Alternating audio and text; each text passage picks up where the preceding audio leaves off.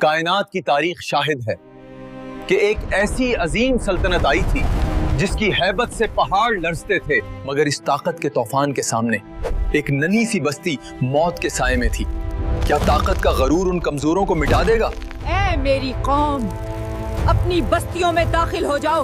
ہزاروں سال پہلے اللہ کے عظیم نبی حضرت سلیمان کی بادشاہت کا دور تھا۔ انسان، جنات اور پرندے سب ایک ہی حکم کے تابع تھے۔ ہم سلیمان کے تابع ہیں، ہم وہ بناتے ہیں جو وہ چاہتے ہیں۔ آج ہم سلطان کے عدل کا ایک نیا معجزہ دیکھیں گے۔ ایک دن آپ نے اپنی عظیم فوج کے ساتھ شام کے طویل سفر پر نکلنے کا فیصلہ کیا۔ سلطان نے کوچ کا حکم کیا ہے۔ ہمیں ان کے سروں پر سایہ کرنا ہوگا۔ یہ وہ عظیم سفر تھا جو تاریخ کے سینے میں ہمیشہ کے لیے محفوظ ہو گیا۔ ایسا لشکر نہ زمین نے کبھی دیکھا، نہ آسمان نے۔ زمین کی گہرائی میں بسنے والی ایک ننھی مخلوق کو خطرے کا احساس ہوا۔ زمین لرز رہی ہے۔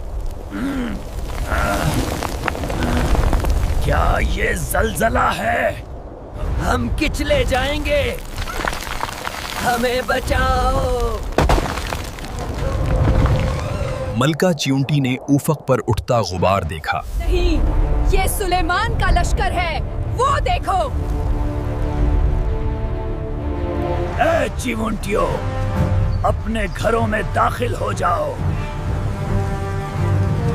حتى إذا أتوا على واد النمل قالت نملة، یہاں تک کہ جب وہ چیونٹیوں کی وادی میں پہنچے تو ایک چیونٹی نے پکار کر کہا، يا أيها النمل ادخلوا مساكنكم لا يحطمنكم سليمان وجنوده وهم لا يشعرون۔ اے چیونٹیو، اپنے گھروں میں داخل ہو جاؤ، کہیں ایسا نہ ہو کہ سلیمان اور ان کا لشکر تمہیں کچل ڈالیں اور انہیں خبر بھی نہ ہو۔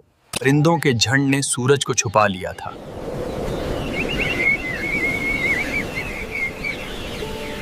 میلوں دور سلطان نے اس ننھی پکار کو سن لیا۔ اللہ نے انہیں جانوروں کی زبان سکھائی تھی۔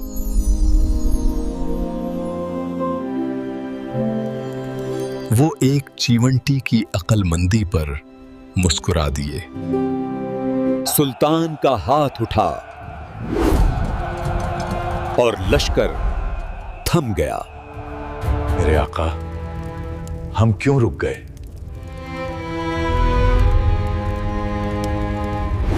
وادی نومل، سلطان وہاں کیوں جا رہے ہیں؟ وہاں تو صرف خاک ہے۔ وادی النمل، سلطان رک گئے؟ کیا وہ واقعی ان کمزوروں کی آواز سنتے ہیں؟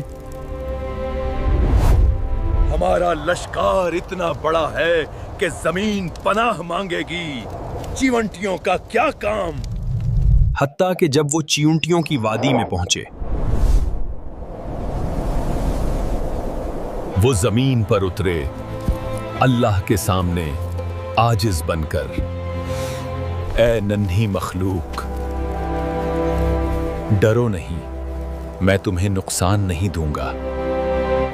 اے اللہ کے نبی، میں نے اپنی قوم کو بچانے کے لیے پکارا، کیونکہ اللہ کا نبی کبھی جان بوجھ کر ظلم نہیں کرتا۔ مجھے ڈر تھا کہ آپ کی شان دیکھ کر وہ تسبیح بھول جائیں گی۔ پوری وادی اس مکالمے کی گواہ بن گئی۔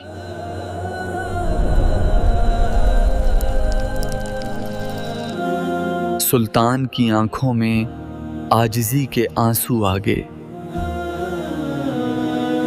فتبسم ضاحكا من قولها وقال رب أوزعني أن أشكر نعمتك۔ تو وہ اس کی بات سے مسکرا کر ہنس دیے اور عرض کیا، اے میرے رب، مجھے توفیق عطا فرما کہ میں تیری اس نعمت کا شکر ادا کروں۔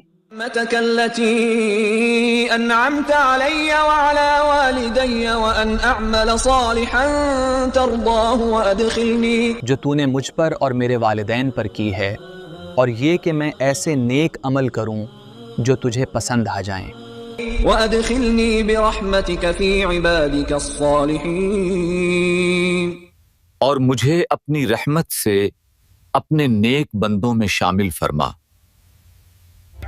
انہوں نے حکم دیا کہ لشکر کا راستہ بدل دیا جائے۔ اے لشکر، یہ نبی سلیمان کا حکم ہے، راستہ بدلو، چیونٹیوں کا احترام کرو۔ عدل سلیمانی کا یہ سب سے انوکھا منظر تھا۔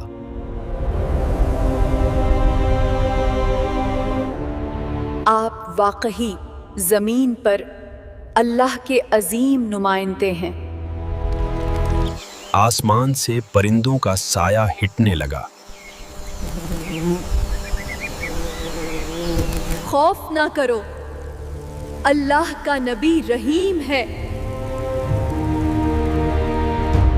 اللہ آپ کی بادشاہت میں برکت دے۔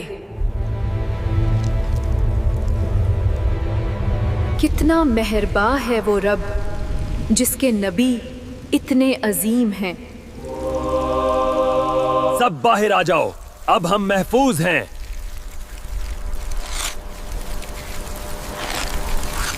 آج ہم نے ایک سچا نبی اور بادشاہ دیکھا۔ ایک عظیم لشکر ایک ننھی مخلوق کے لیے راستہ موڑ گیا۔ سلطان نے الوداعی نظر ڈالی اور روانہ ہو گئے۔ وہ ایک نئے عزم کے ساتھ ڈھگے بڑھے۔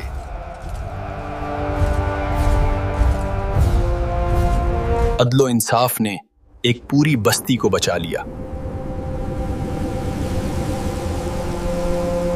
سفر جاری رہا مگر یادیں باقی رہ گئیں۔ وہ ایک چھوٹی سی مخلوق کی نصیحت پر غور کر رہے تھے۔ جنات کے دلوں میں کمزوروں کے لیے رحم پیدا ہو گیا۔ گھوڑوں کے سوم اب وادی سے دور دھول اڑا رہے تھے۔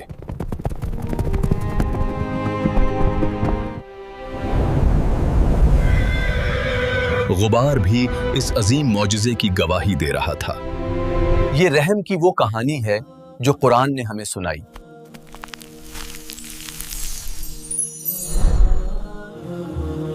اللہ کی نظر میں کوئی مخلوق حقیر نہیں۔ اللہ ہمیں بھی ایسی ہی عاجزی عطا فرمائے۔